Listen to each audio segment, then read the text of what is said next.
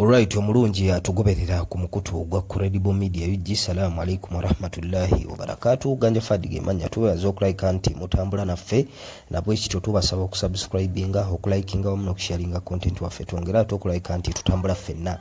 Amawulire agaliwo g'owekitiibwa Honorable Mathias Mpuuga ono nno nga bamutaddeko envumbo oba sanctions obutaddamu kulinnya mu ggwanga lya USA n'amawanga gonna agagwa mu mukago ogwa European Union. Ndowooza akabasa we kavudde zisaga zino ez'obukadde 5 ezigambibwa nti yalya ye zagamba nti yali gratuity oba yali service award. So mu mbeera ezifaananako bwe zityo n'abadde ambassador wa Uganda mu ggwanga erya Canada Jenny Acheng ono no twamulabako recently awo ng'agugulagana ne bannakibiina oba abawagizi ba National Unity Platform nga bavuddeyo okumulaga obutali bumativu ku butya gavumenti bwe handling abantu baabwe n'okubawamba. So bannabyabufuzi okusingira ddala opposition bavuddeyo ne bawa opinions zaabwe ne ba analysts ab'enjawulo. Tugenda kuwa omukulu oyo up top boss then tumale tukomewo tutanye ensonga zonna na butya bwe tulaba ensonga zino. Yes, what's up beautiful people? Ebbwa ly'enguzi lyeyongedde okusajjuka. Ono munnaffe olwamugamba nti munnange zaayo sente z'Abannayuganda ze walya. Yagamba bannange bano bannwanyisa lwakuba nze ndi wa kitiibwa. Kati ojja tubuulira nti oba n'Amerika naye okulwanyisa erina obujja ku kitiibwa kye eky'owekitiibwa. Nabo bamukubyeko ekijji. Tolinnyayo abadde ateekateeka convention kujja oyo naye bamugalidde. Ensi tugifundemu ffekka. Hey! Baba gambo okusayininga mujja musayininge mukaka senti dala parliament sente yeyazibawa bagana kati olwokuba nti parliament yali eyinza omukalubiriza okumanipulatinga ngate olwokuba nti tulina corrupt judicial system mu Uganda naga akankozeseeyo nagenda ne yewabira omusango Mpuuga ani yakuwabira okusinga okugenda mu kooti ekintu lwaki mwali temukimalira wali. It makes the whole thing fake. Lwaki timwali temukimalira wali ku parliament we mwagamba nti sente be bazibawa naye olwokuba mwali mukimanyi nti awayinza okukalubamu n'ogenda mu judicial system eri corrupt. Little did you know nti ate ensendera tosobola zimanipulatinga teziri corrupt.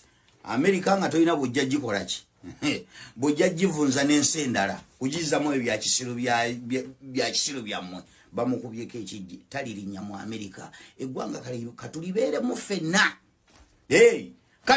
Eggwanga limwonoonye mwenna kamulibeeremu.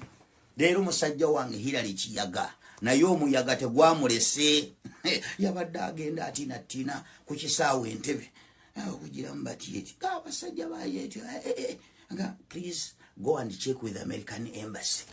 Agenda okutuuka ku embassy asajja visa yaabwe bapulinze pulling out ne bamuga mukwano ensi yaffe entukuvu terinnyamu bali banguzi na wagira bali banguzi.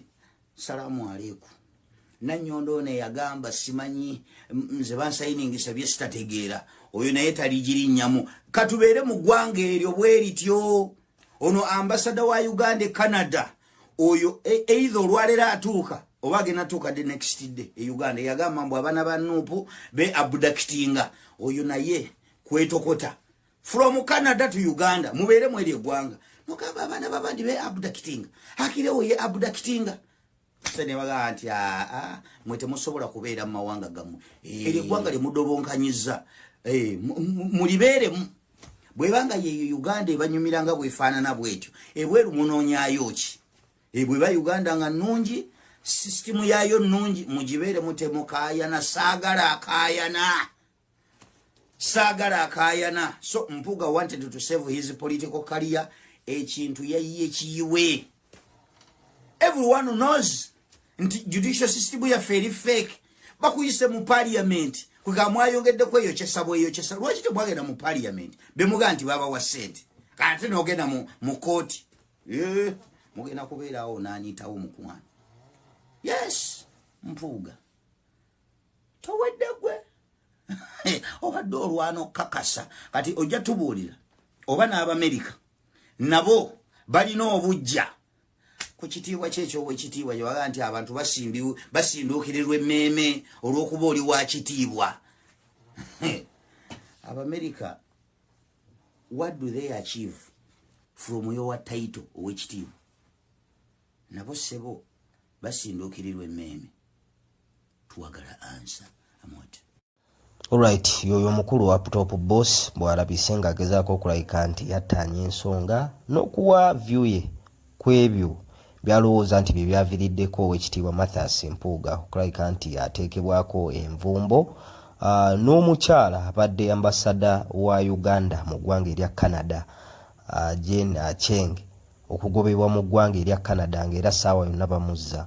Oyo nno ekyamuviirako ekyo baali Bannayuganda bawangalira mu ggwanga lya Canada abakulemberwa Kyuma kya Yesu abagezaako okulaga obutali bumativu. Ebiseera ebyo baali bakawamba omukuumi oba bodyguard w'owekitiibwa Robert Kyagulanyi Ssentamu Akireewo Kivumbi, era baavaayo ne bagenda wali ku embassy ya Uganda mu ggwanga erya Canada nga bagezaako questioninga n'okwagala okubuuza ambasada waabwe lwaki Bannayuganda abavaayo okulayika nti beenyigira mu byobufuzi mu ggwanga Uganda bakwatibwa ne bawambibwa ne basibibwa, abamu ne babatwala mu court martial ng'era bwe twalaba ekyaliwo kwa Kireewo Kivumbi ne bagenda ne bakola check oba search mu maka ge ne bagamba baasangayo oba oliawo ennyota ez'abakano n'ebifaananako bwe bityo. So baavaayo ne balaga obutali bumativu, naye reaction y'omukyalo ono Acheng yalagira ddala nti oba oliawo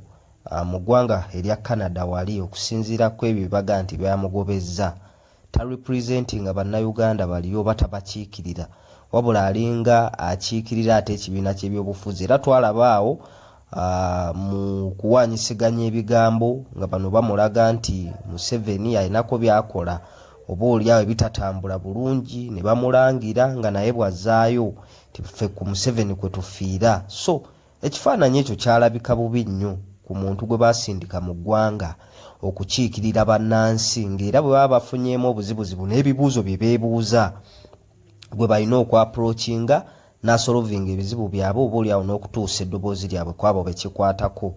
Naye reaction ye teyalabika bulungi ng'era ekintu bwe twakiraba. Ndowooza kino kyekyaviiriddeko Abakanada omugamba nti owaayi siba enguguuzo odde Kampala Uganda olaze nti tewajja kulayika nti okiikirira Bannayuganda, wajja kulabika nti oba oliawo okiikirira kibiina ekiri mu buyinza. So oyo naye baamutaddeko oba baamugobye wali mu ggwanga lya Canada mu mbeera ezifaananako bwe zityo. Kaakati omutwe omukulu y'owekitiibwa Mathias Mpuuga.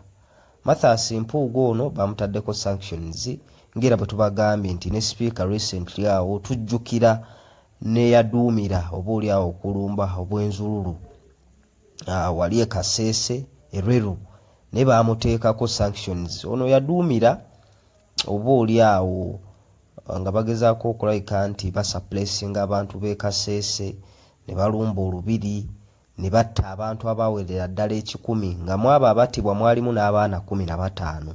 So ebikolwa ebyo Erweru naye bye yakola abyaleetera oba oliawo ensi zonna eza Bulaaya ezigwa mu European Union, US, UK, amawanga agafaananako bwe gatyo naye muteekako envumbo butaddamu kulinnyayo n'ebintu bye ebiri eyo okuboyebwa. Kyekimu era kukyatuuka ne ku sipiika w'eggwanga. So ebintu nga bikyatambula bwe bityo, envumbo zifuuse envumbo, sanctions everywhere. Ne Mathias Mpuuga naye ekitimba kimukutte ng'era ensonga ze bawa za buli bwanguzi. Bino nno byatandika mpola mpola, era tujjukira owekitiibwa Robert Kyagulanyi Ssentamu President National Unity Platform yavaayo wali n'agamba nti bannange twawulidde nti Deputy President wange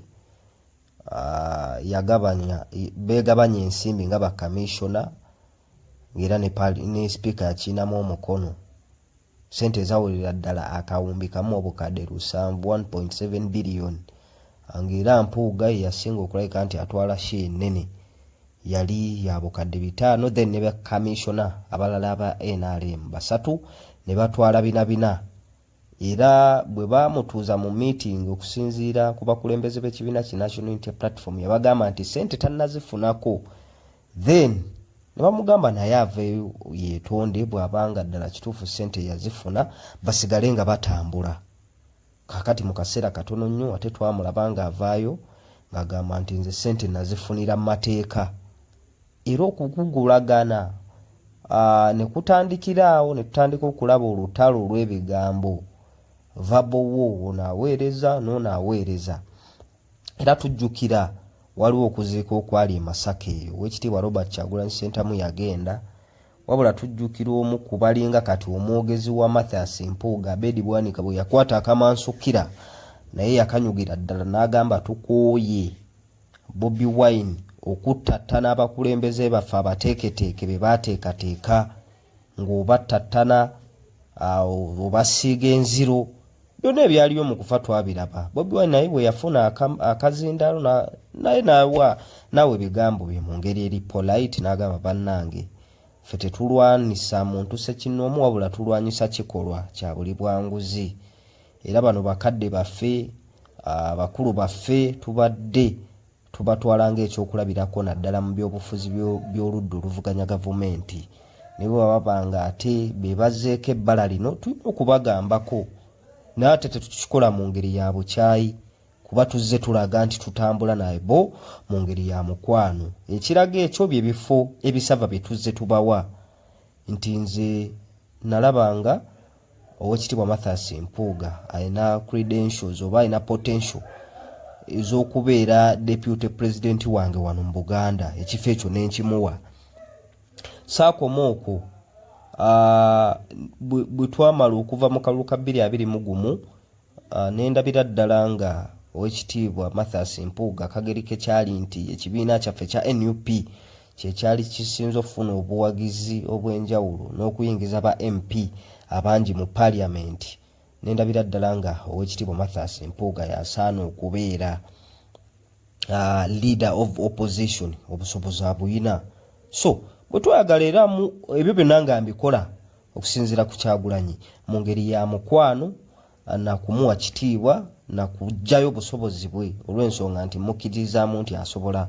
Bwe twakolamuko ku nnongoosereza ng'ekisanja eky'emyaka 2 n'ekitundu kiweddeko ne tuteekawo Oweekitiibwa Right Honorable Joel Ssennyonyi mu kifo ekyo twalaba nga Mpuuga era akyalina obusobozi bwonna obw'okubeera parliamentary commissioner. Era ekifo ekyo ne tukola ki ne tukimuwa n'asigala n'abeera nga yagenda okukirwaninga. Ekyo twakikola mu mukwano na busobozi oboolyawo bwe tumulabamu. So mu mbeera ezifaananako bwe ziti ebigambo bingi byajja nga byongera okulabika nti byogerwa. Abedi Bwanika n'agezaako okulabika nti ayimirira mu maka g'Oweekitiibwa Mpuuga n'alangira Robert Kyagulanyi Ssentamu okuba nti munnange wa mukwano gwa bikukujju aguwagira era naye kennyini ebikolwa ebyo abyenyigiramu nga newankubadde akimanyi nti musajja mufumba awedde emirimu gwe baagatta wali mu kanisa mu kereziya enkulu eya Uganda e Rubaga ne mukyala we Babi Itungo, naye ne basigala nga baweereza ebifaananyi message enkaawo okukira omususa nga bagiweereza Oweekitiibwa Robert Kyagulanyi Ssentamu n'abakulembeze b'ekibiina ki National Unity Platform. So mu mbeera ezifaananako bwe ziti ebintu bizze bisajjuka nga bannayuganda ab'enjawulo bavaayo nga bakakasa nti newankubadde omukulu atugamba nti yali gratuity oba kaali kasiimu gye twandiise service award, naye ezo ssente zaali za mu bwa musolo era baazeegabanya mu bumenyi bw'amateeka. Kaakati recently awo ndowooza wiiki ewedde Oweekitiibwa Mpuuga yavaayo ng'agamba nti kooti omusango gwe eri abaamuwaabira abatannategeerekeka.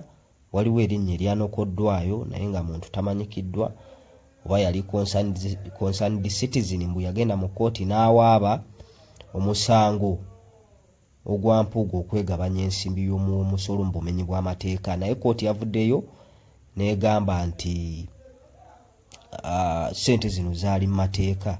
Era kigambibwa nti n'omulamuzi eyabadde mitambo gw'omusango ogwo ogwa Mpuuga naye y'omu ku be baataddeko envumbo oba sanctions obutaddamu kulinnya mu mawanga ago nga bwe tubadde tugezaako gamenya omuli US, omuli UK n'ensi zonna ezigwa mu European Union.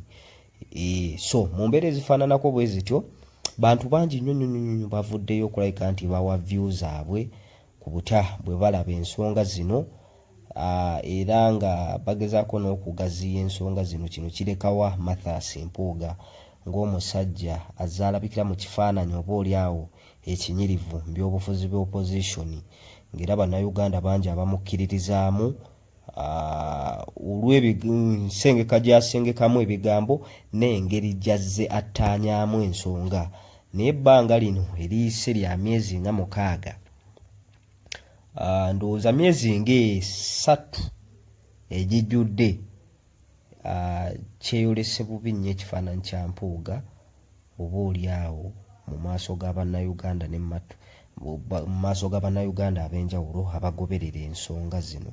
Naye nga byebyo byatuusiddwa ku Weekitiibwa Mathias Mpuuga ky'okuba nti yateekeddwako envumbo ezifaananako bwe zityo. Kino nno kirekawo bannayuganda abeenyigira mu kulya ensimbi y'omusolo mu ngeri ya bumenyi bw'amateeka abakola ebikolwa oba oliawo ebitatuukanye na mutindo, okugeza okuwamba abantu, okwenyigira mu buli bw'enguzi, okutta abantu n'ebikolwa ebifaananako bwe bityo.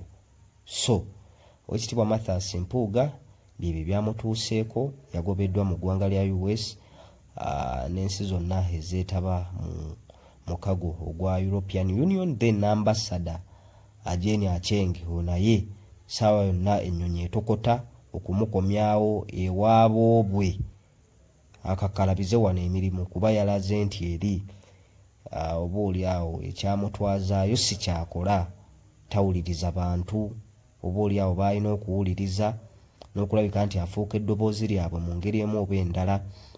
So mu mbeera ezifaananako bwe zityo ebiwe bityo bwe byazze, naye nga twesaana okulabika nti twesabiranga bannayuganda embeera gye tutambuliramu eno oba oliawo luke ng'ebintu bitereddemu, kuba buli embeera lweyongera okulabika nti efaanana nga bwefaanana, abantu beenyigira mu buli bw'enguzi, abantu beenyigira mu bubbi, abantu bawambibwa lwa nsonga za byabufuzi na kusitula amaloboozi gaabwe. Butuufu tuba tusaana okulabika nti tusaba Mukama Katonda atuvvuunuse embeera ezifaananako bwe zityo, naye nga tubeebaza okulabika nti mutambula naffe ku mukutu ogwa Credible Media UG. Kye tubasaba kwe kulabika nti musharinga, mulayikinga awamu n'okusubscribinga ku mukutu gwaffe guno, twongere ate okulabika nti tutambula ffenna wakati mu kuba tooki n'okuttaanya ensonga ku mawulire agaba gatambula wano mu nnyaffe Uganda. Ganja Fad ge mannya, Credible Media UG gwe mukutu. Salaamu alaikum wa rahmatullahi wa barakatuh.